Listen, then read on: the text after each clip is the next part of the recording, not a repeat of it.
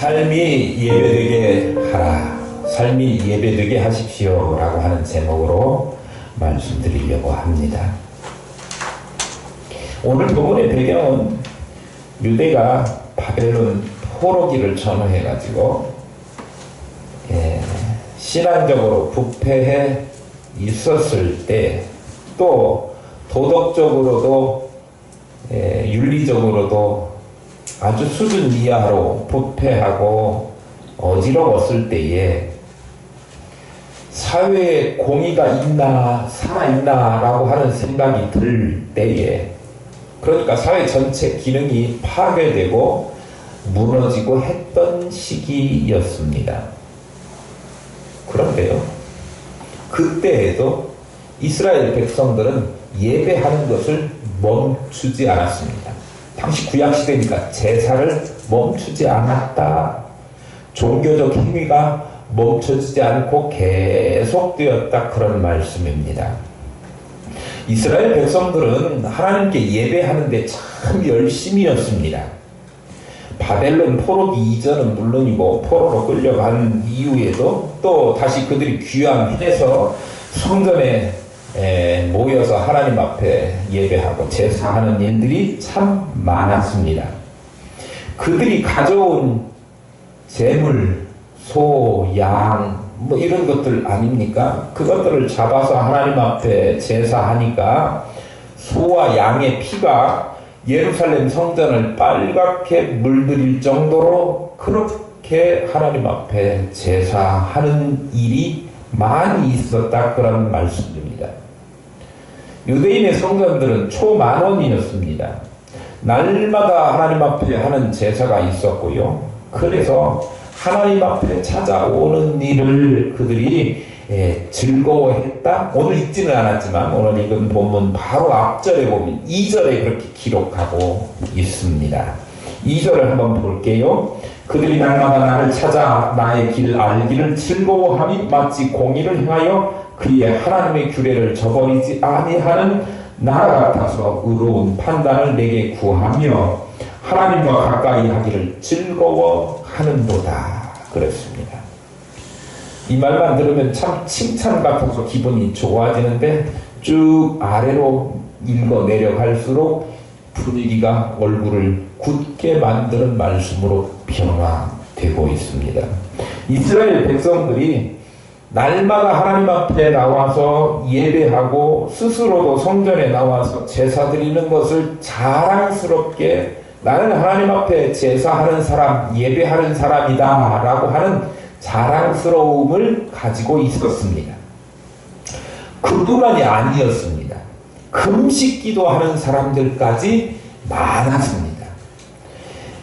포로기가 끝난 이후에 다시 귀환해가지고 유대인들이 자신들이 포로로 끌려가서 생활한 것이 하나님 앞에 잘못을 뉘우치지 못하고 죄악 가운데 살았기 때문에 하나님이 징계하셔서 포로 생활하게 하셨다. 그러니 이제는 우리가 마음을 찢고 통회하는 마음으로 하나님 앞에 잘못을 뉘우치고, 그래서 날마다 정해놓고 매년 대속죄일이라고 하는 유대력으로 7월 달에 해당하는 어떤 한 날을 정해놓고 대속죄일로 온 전체 유대 백성들이 하나님 앞에 금식했습니다.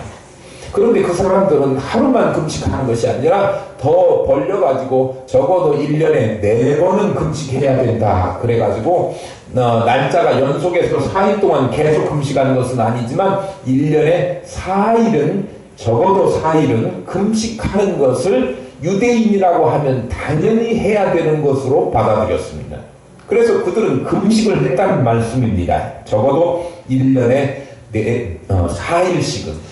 그러니까 민족이 여호와의 신앙이 흔들려지고 도덕도 윤리도 곤두박질 치고 있는 상황에서도 그들은 제사하는 일로 성전을 빨갛게 물들였고 금식하는 일을 대대적으로 했던 사람들이었습니다. 참 이 어려운 시기에 윤리적으로 신앙적으로 종교적으로 이 어려운 시기에도 제사하는 일이 멈추지 않았고, 그리고 금식까지 하는 일이 백성들 가운데 계속되었다라고 하는 것이 얼마나 다행스러운 일인지 모릅니다. 다행스럽다 그렇게 생각될 정도로 이들이 제사하는 것이나 금식하는 것이나 이것들은 정말 좋은 일 아닙니까? 그런데 하나님께서는 이사야 선지자를 통해서 이 이스라엘 백성들을 칭찬하신 것이 아니라 오히려 책망하셔요. 아니 교회 출석 잘하는데 괜히 그 사람 불러다가 목사님이 혼냈다 그거하고 비슷한 상황일 수 있어요. 준엄한 경고를 내리십니다. 3절에서 5절 말씀입니다. 보세요.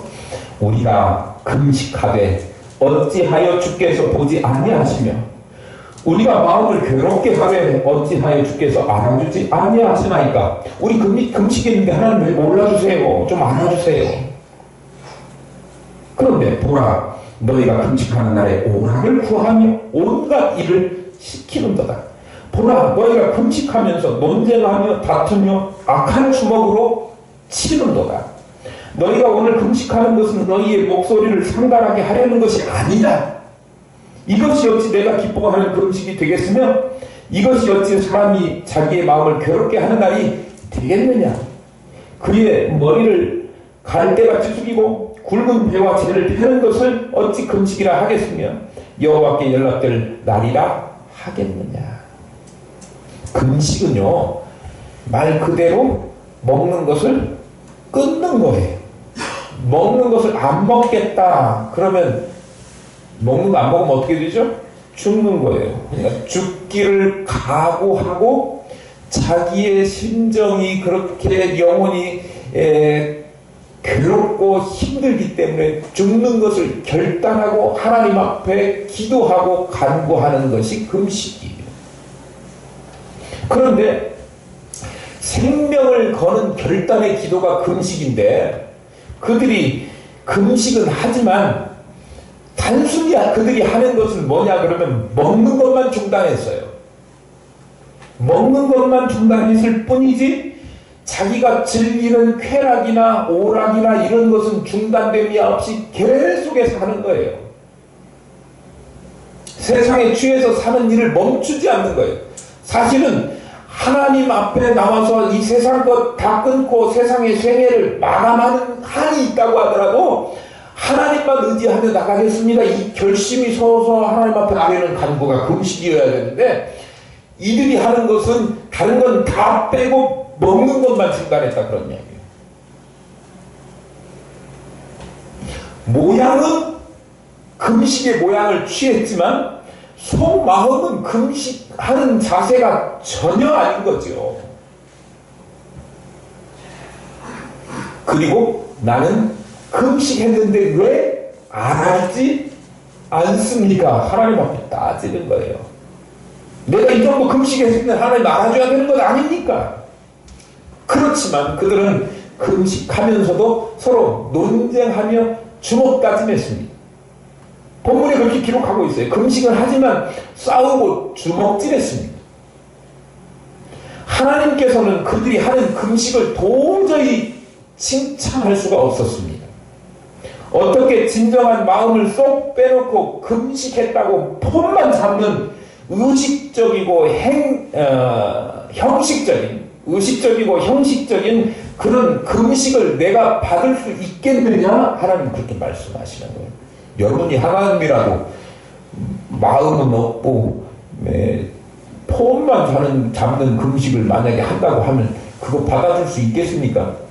만약에 그 하는 사람이 어떤 마음을 가지고 있는가 하나님이 모르시면 너 그래 금식하는구나 기특하다 이렇게 받을 수 있겠지만 하나님은요 우리의 겉모습뿐만 아니라 우리의 뭐까지도요? 속마음까지도 다 헤아리시는 하나님이신 거예요. 우리가 그 하나님이 살아계신 하나님이라고 하는 사실을 믿는다고 하면 위선적이고 형식적이고 그렇게 의식적인 데에만 치중하면서 우리의 속마음은 다른 데 가 있는 채로 하나님 앞에 나올 수 없는 거죠.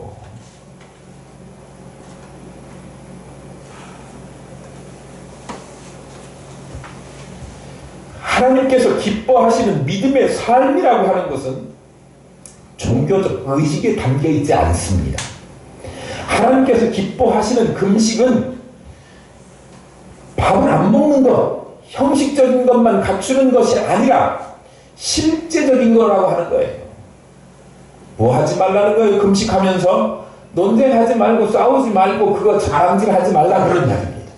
오늘 본문이 그렇게 하는 것을 거꾸로 하면 돼요. 금식에만 해당되는 것은 아닙니다. 예배가 그렇고요. 봉사가 그렇습니다. 뿐만 아니라 우리가 하는 모든 신앙적인 행위와 교회 생활의 행위가 다 그렇습니다. 하나님께서 진정으로 기뻐하시는 것은 형식에 있지 아니하고 진실성 있는 삶과 결부되어 있다라고 하는 사실입니다. 6절 7절 한번 보겠습니다. 우리 같이 읽어볼게요. 속도를 맞춰서 시작. 내가 기뻐하는 금식은 흉악의 결박을 풀어주며 멍에의 줄을 끌어주며 압제당하는 자를 자유하게 하며 모든 멍에를 꺾는 것이 아니겠느냐. 또 줄인 자에게 내 양식을 나누어주며 유리하는 빈민을 집에 들이며 헐벗은 자를 보면 입히며 또 내 고육을 피하여 스스로 숨지 아니하는 것이 아니겠느냐. 예. 우리 이거 6절 7절 읽으면서 이 말씀에서 중요한 진리를 발견합니다. 그것은 하나님이 기뻐하시는 예배와 금식은 성도들의 삶이 바르게 될 때 그때 비로소 성립한다고 하는 것입니다. 억눌린 자에게 자유를 주고 굶주리고 헐벗는 자에게 먹을 것과 입을 것을 입히고 먹이고 불쌍한 자들에게 사랑과 동정을 베푸는 것이 하나님이 기뻐하시는 것이라고 하는 거예요. 이 말씀의 뜻은 형식적으로 금식하고 기도하고 예배하는 것보다 뭐가 더 중요하다? 삶이 중요하다. 삶이 없는 예배를 하나님이 기뻐하시지 않으신다라고 하는 말씀입니다. 어떤 분들은 저에게 제가 이런 말씀을 드리면 이렇게 질문하실 수도 있겠다 그런 생각을 해봤습니다. 하나님 예배하시는 거 싫어하시는가요? 아니네. 하나님 예배하는 것을 가장 좋아하십니다. 우리가 이 땅에 지음받은 목적이 하나님 여호와를 영화롭게 하는 것입니다. 하나님을 영화롭게 하는 행위 중에 예배만큼 하나님을 영화롭게 하는 행위가 없습니다. 그래서 하나님은 예배하는 자를 좋아하시고 예배하는 자를 찾으십니다. 그런데 하나님께서는 예배가 형식만 있는 예배가 아니라 마음까지 온전히 드려지는 예배를 하나님께서 기뻐하시기 때문에 마음이 없이 마음은 허탄하며 그리고 다른 사람들을 억압하며 또 돌아보지 않는 강팍한 마음을 가지고 굳은 마음을 가지고 있으면서도 하나님 앞에만 예배하고 금식하면서 복을 주십시오 라고 하는 행위는 굉장히 위선적이고 하나님이 들어줄 수 없는 요구다 그런 말씀입니다. 삶이 없는 예배 하나님이 기뻐하시지 않습니다. 우리 신앙생활 하면서 매주일 주님 앞에 나와서 예배하면서 주님의 말씀을 들을 때마다 우리의 인격이 변화되고 하나님의 성품을 닮아가고 우리의 삶이 변화되는 그런 생활을 해야 합니다.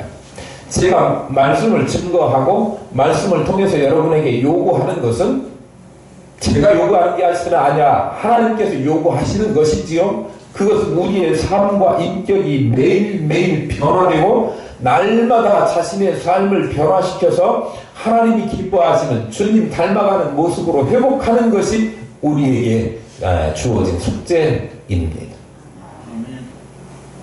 그런데 매 주일 꼬박꼬박 와서 예배하면서 주님의 말씀을 들을 때마다 자신을 변화시키는 데는 관심을 기울이지 않고 자신의 자아의 껍데기 속에 그대로 안주하고 있으면 훌륭한 교인이 될 수는 있을지 모르겠지만 진정한 크리스찬이라고 이야기하기에는 뭔가 많이 부족하다 그렇게 생각됩니다. 우리나라에 외국인들 참 많이 들어와 있죠. 예. 나는 이 외국인들을 참 잘하면 돈 안 들이고 선교할 수 있는 찾아온 선교사들이다 그렇게 생각합니다. 이들에게 정말 그리스도의 복음이 들어가고 그리스도의 사랑만 그들이 체험하고 본국에 돌아갈 수 있다고 한다면 우리가 선교비를 수도 없이 많이 보내고 한다고 할지라도 그 현지에 나가서 복음을 전하고 이렇게 하는 것이 너무도 많은 희생과 대가를 치러야 되는데 만약에 외국인들이 왔는데 그들에게 그리스도의 사랑을 통한 복음이 들어가기만 한다면 우리가 가서 하지 말라고 해도 그 사람들이 본국에 돌아가서 그리스도의 복음을 전하는데 능동적이고 적극적으로 그 일을 감당할 것이다 그렇게 생각합니다. 왜냐면요 그리스도의 복음을 한번 경험한 사람들은 속에다 감추고만 살 수 있지 않기 때문에 그래요. 복음을 정말 체험하고 있는 사람이라고 하면 복음 때문에 자기가 구원받은 사실이 기쁜 사람은 그거 말하지 않고는 견딜 수 없거든요. 그런데요 우리 그런 거 코미디 프로에서 많이 봤지 않습니까? 우리 사장님 나빠요 뭐 이런 거 옛날에 이야기지만 외국인들이 나와가지고 외국인 노동자들이 그 코미디 프로그램의 소재가 될 정도로 자기가 있는 회사의 사장님을 험담하고 나쁘다고 성토하는 그런 일들을 보면 참 기가 막힐 노릇입니다.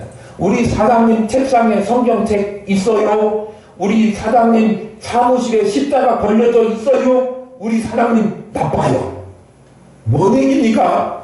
사장님이 교회 다니고 성경 말씀대로 살겠다고 성경책 펴놓고 나는 크리스찬이라고 이야기하지만 그들의 삶은 노동자들을 향해서 요구할 것 이상의 요구를 그들에게 하는 것이고 또 뿐만 아니라 그들이 가지고 있는 십자가와 성경 이것은 장식품에 불과할 뿐인 것처럼 보이기에 그들의 삶은 너무도 창피하고 부끄러운 것들이라고 하는 거예요.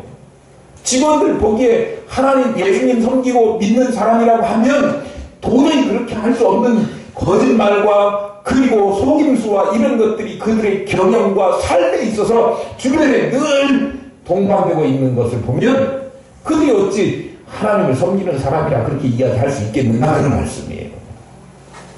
입에 담기에도 추한 말들을 쏟아내면서 어떻게 크리스찬이라고 크리스찬 기업가라고 이야기할 수 있겠습니까?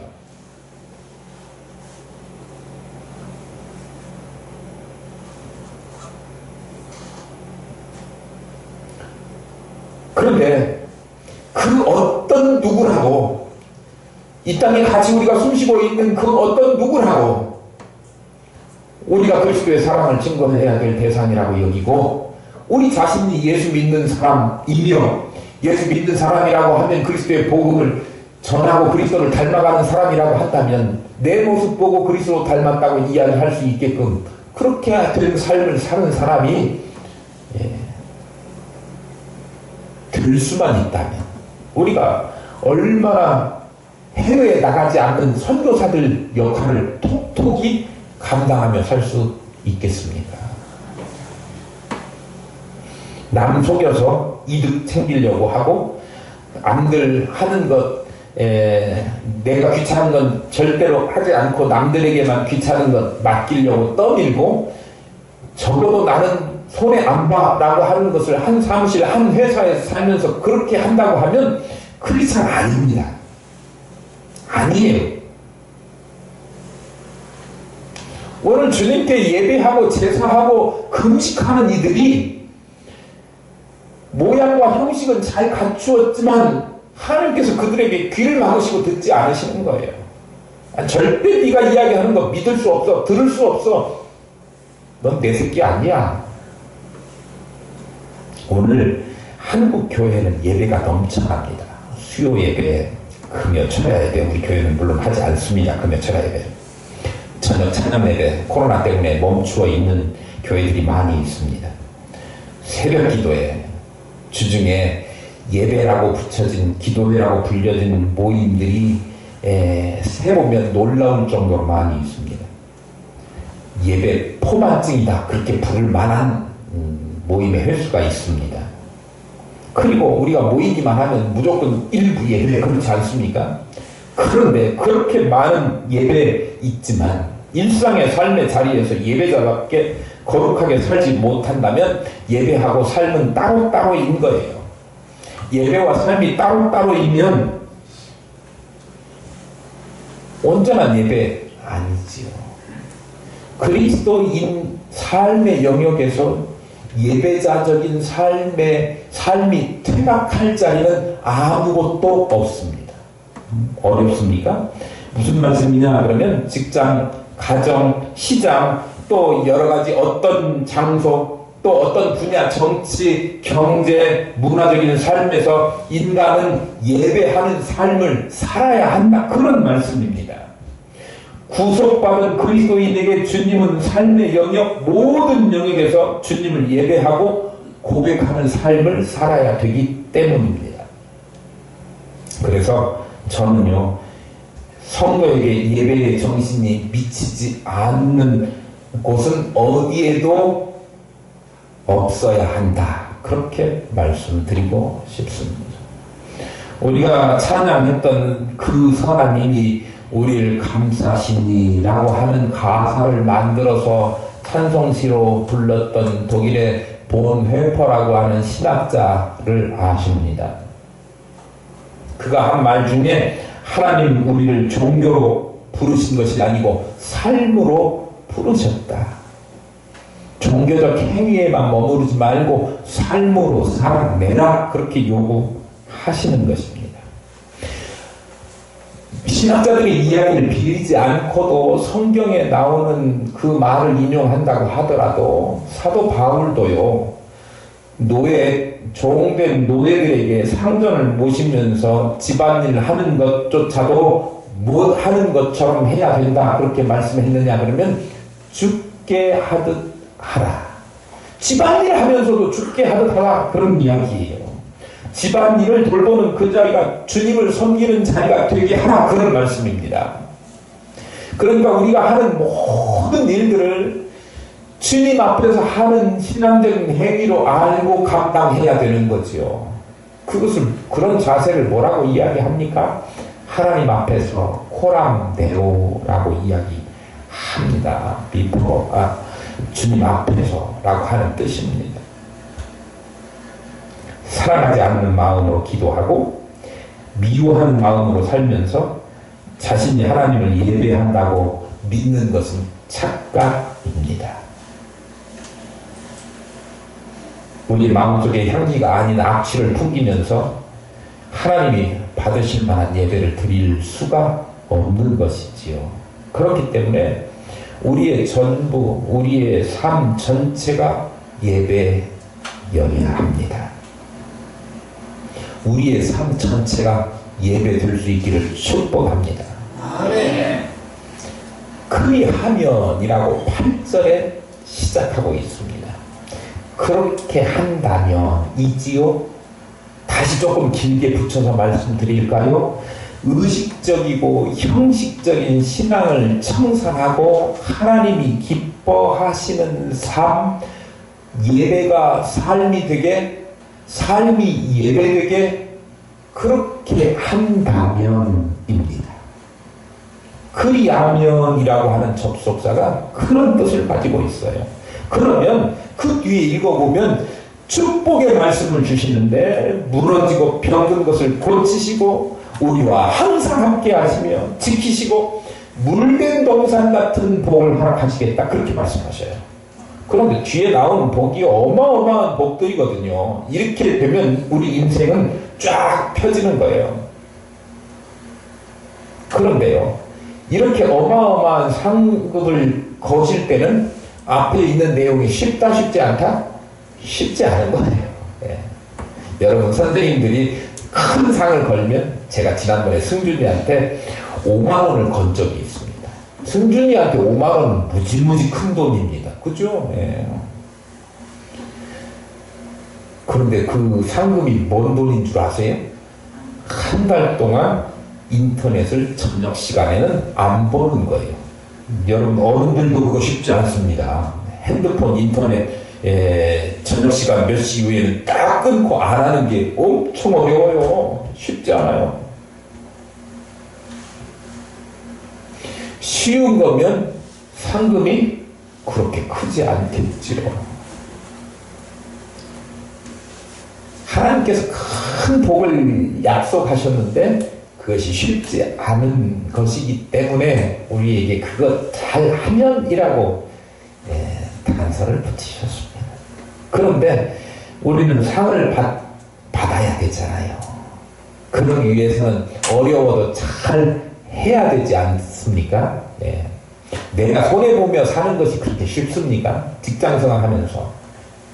야, 교회에서도 하나 상품 뭐 시상 이런 거 그냥 랜덤으로 자기가 원하는 만큼 가져갈 수 있다고 한다면 다른 사람들보다 내가 더 많이 가져가고 싶은 것이 사람들 심리입니다.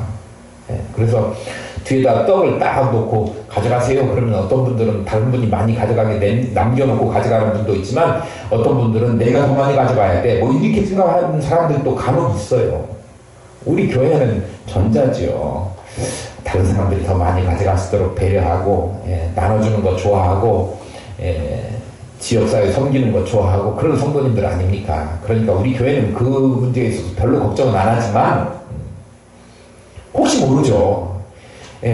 욕심이 더 생기거나 또 다른 사람들보다 손해 안 보고 싶거나 이렇게 살기가 쉽지 않다 이거예요. 내 걸 손해봐야 되거든요. 내가 상대방보다 상대적으로 손해를 봐야 될 것 같은 느낌이 들잖아요. 그러니까 쉽지 않은데요. 그럼에도 불구하고 하나님 우리에게 이렇게 살 것을 요구하십니다. 사실 형식만 갖추어서 예배 행위하는 것은 무지하게 쉽습니다. 그런데요, 우리가 온 마음을 다 들여서 하나님 앞에 진정한 예배자로 예배하기는 쉽지 않아요. 그러니까 예배하는 것을 하나님은 좋아하시고 예배하는 자를 찾으시는데 왜 찾으시겠어요? 하나님께 진정으로 온전한 마음을 가지고 하나님 앞에 예배하기가 쉽지 않아서 그렇게 하는 사람 찾기가 어려운 거예요. 그러니까 하나님은 문을 부릅뜨시고 진짜 마음을 다해서 성품을 다해서 하나님 여호와만을 위하여 예배하는 진실된 마음의 예배자를 찾으시는데 그 사람 찾기가 쉽지 않다니까요.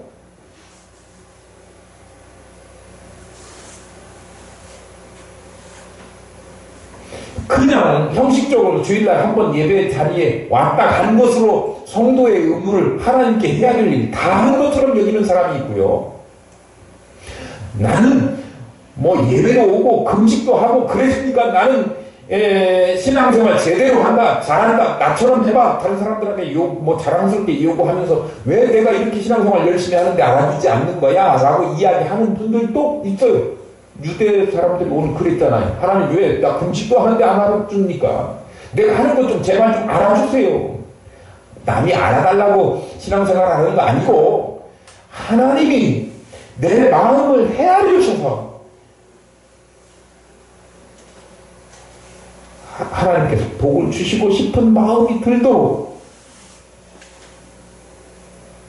그렇게 살면, 그러니까 진실한 예배자, 마음을 하나님 앞에 온전히 드리면서 삶이, 내가 움직이는 자체가 내 마음이 드려지는 모든 삶이 될 수 있도록 그렇게 산다고 한다면 하나님께서 복을 안 주실래야 안 주실 수가 없겠지요.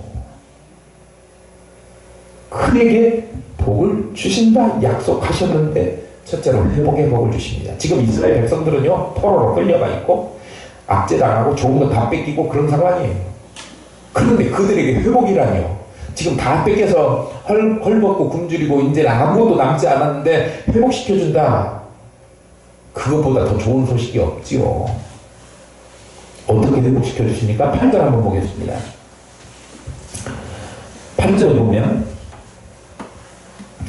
그리 아니면 내 빛이 새벽같이 비칠 것이며 내 치유가 급속할 것이며 내 공의가 내 앞에 행하고 여호와의 영광이 내 뒤에 호위하리니 그랬습니다. 앞에 보면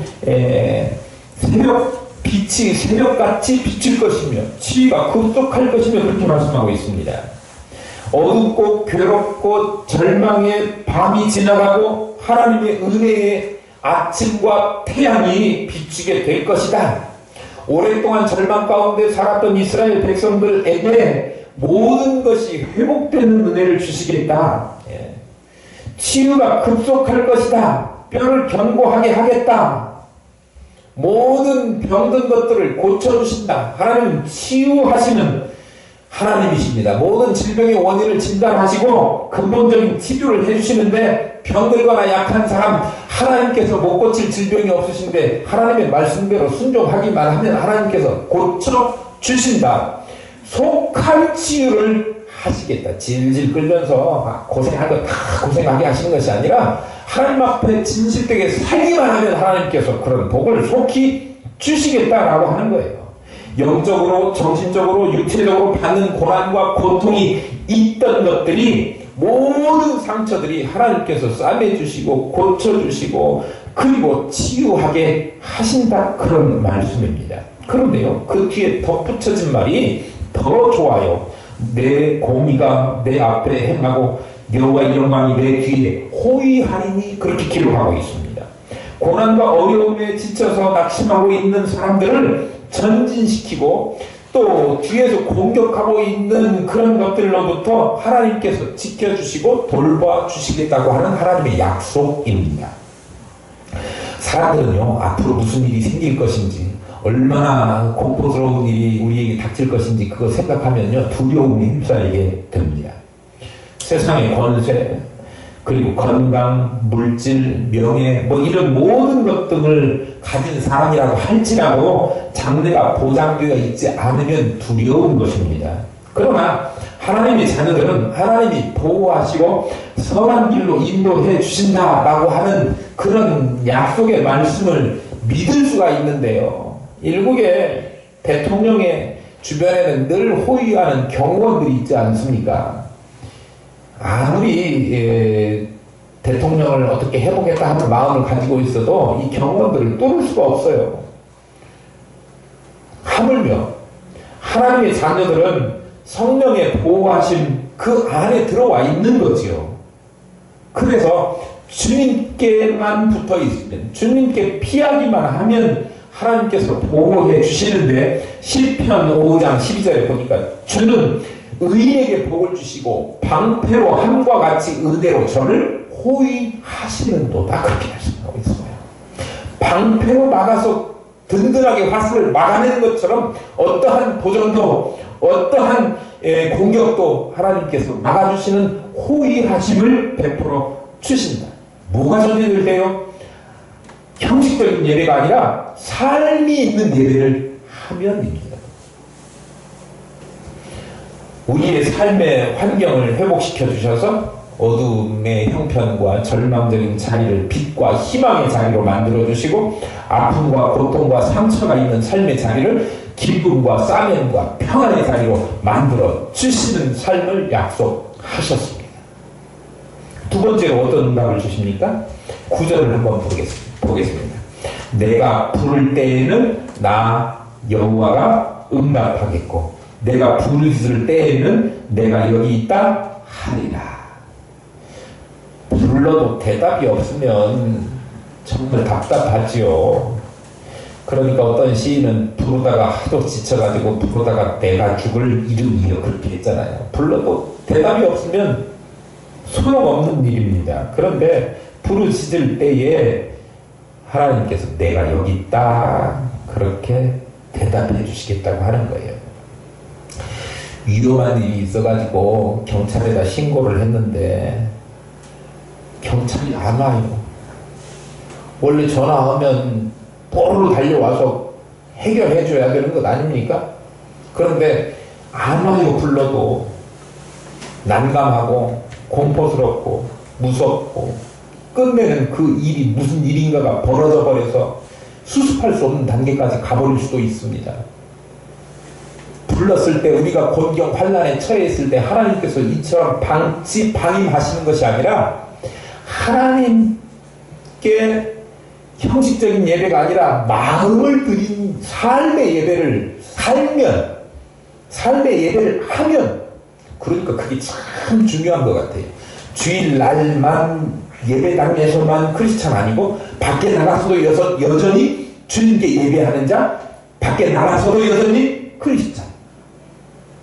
그렇게 살 때 하나님께서 그를 찾을 때마다 하나님께서 응답하신다는 거예요. 갈멜산 위에서 바알 선지자를 섬기는 450명의 바알 선지자들이 아무리 하루 종일 부르짖어도 응답이 없었습니다. 헛것이었어요. 불러도 대답 없는 이름이지요. 그러나 하나님 앞에 엘리야가 믿음으로 그렇게 간구했더니 하나님께서 내가 너의 주인됨을 보여주리라 하시면서 응답하셨는데, 불러 응답하셨습니다. 하나님은 그의 뜻대로 행하고 그를 믿는 자를 향하여 응답하십니다. 모른다 하지 않으시고 그의 이름을 들으시고 그를 안다 하시고 내가 여기 있다 그렇게 말씀하시는 것입니다. 삶의 문제가 있을 때마다 하나님 앞에 간구할 때마다 하나님이 내가 여기 있다. 그러면 하나님께서 그에게 있는 문제점은 해결해 주시고 또 모든 어려움들은 하나님께서 해결해 주십니다.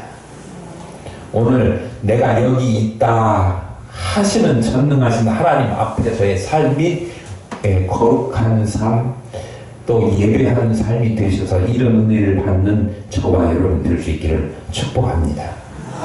11절 말씀을 한번 또 보겠습니다. 여호와가 너를 항상 인도하여 메마른 곳에서도 내 영혼을 만족하게 하며 내 뼈를 견고하게 하리니 그랬습니다. 하나님이 항상 인도한다. 인도하여 주시는데 그 앞에 있는 항상이라고 하는 단어가 저는 꼭 붙어 다니면 좋겠어요.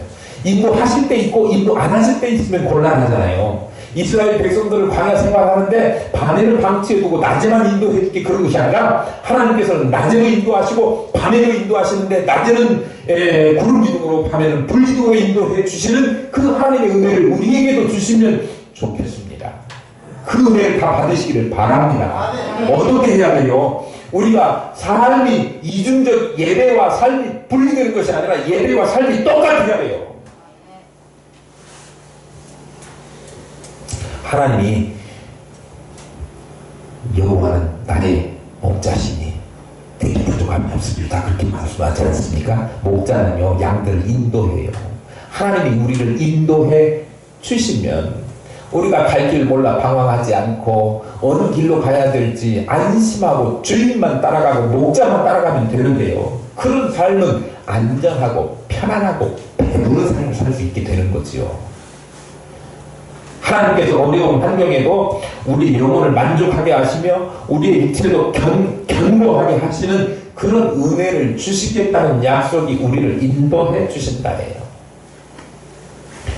11절 보겠습니다. 중반절 이하에 보겠습니다. 너는 물된 동산 같겠고 물이 끊어지지 아니하는 샘 같을 것이라. 이 약속은 무슨 약속이냐 그러면 물된 동산의 축복의 약속입니다. 물이라고 하는 것은 이스라엘 사람들에게 있어서는 생존과 관련된 거예요. 사막에 갔는데 생수 한 병이 얼마나 소중한 것입니까? 우리는요 생수 먹다 남은 거 있으면 그냥 쏟아버린대요. 그 물을 아까운 줄 모르고. 그런데요 저 이스라엘이나 또 아프리카나 물이 귀한 지역에 가고 그렇게 하면 잘못하면 맞습니다. 물은요 굉장히 중요한 거예요. 생명과 관련된 거예요. 우리의 생명과 관련된 이런 것이 끊어지지 않고 계속 공급되는 물된 동산과 같이 우리 삶을 만들어 주시겠다고 하는 약속이에요.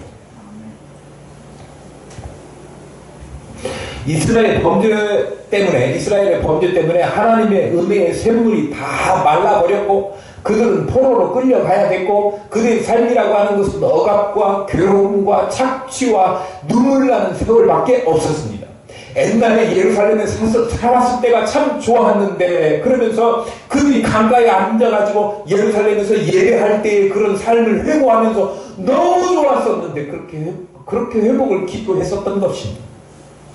그런데 제대로 못 살았던 삶을 청산하고 그리고 하나님 앞에 온전한 삶을 예배로 살아내면 그러면 하나님이 이 복 주시겠다 해요. 우리는요 하나님께 뭐만 달라고 하냐면 복 주세요, 은혜 주세요, 축복해 주세요, 이거는 하지만요 그거 받을 만한 일들을 잘 하지 못하는 게 우리의 단점이에요. 그런데요 사실은 축복받는 원리는 단순해요. 제대로 된 예배를 하나님 앞에 하면 되는 거예요. 예배라고 하는 것이 오늘 1시간 이 자리에서 끝나는 것이 아니라고 하는 사실을 기억하셔야 됩니다. 매일매일 여러분의 삶이 예배되게 살아야 됩니다. 여러분 한순간 한순간 슈퍼에 가서 뭘 하나 사더라도, 시장에 가서 뭘 하나 사더라도, 누구를 만나더라도, 뭘 하더라도 그것이 예배자의 삶의 연속이라고 하는 것을 기억하시고 죽게 하는 삶을 사시라고 하면 여러분에게 있어서 오늘 약속하신 물된 동산의 복과 같은 축복까지도 하나님께서 여러분에게 보증하고 약속하신 것입니다. 아멘. 정말로 제가 원하기는요 하늘 깊은 교회 성도들은 내가 이만큼 교회 봉사하는 사람이야 라고 하는 것 자랑하려고 예수 믿는 사람이 하나도 없기를 바라고요. 나는 마음속 뼛속까지 주님 닮아가고 싶고 주님 기쁘게 하고 싶은 사람이야 라고 하는 열망을 가지고 살아가시는 그런 모든 분들 항상 저 그래요. 저도 그렇게 살고 싶어요. 저와 여러분들의 있기를 축복합니다.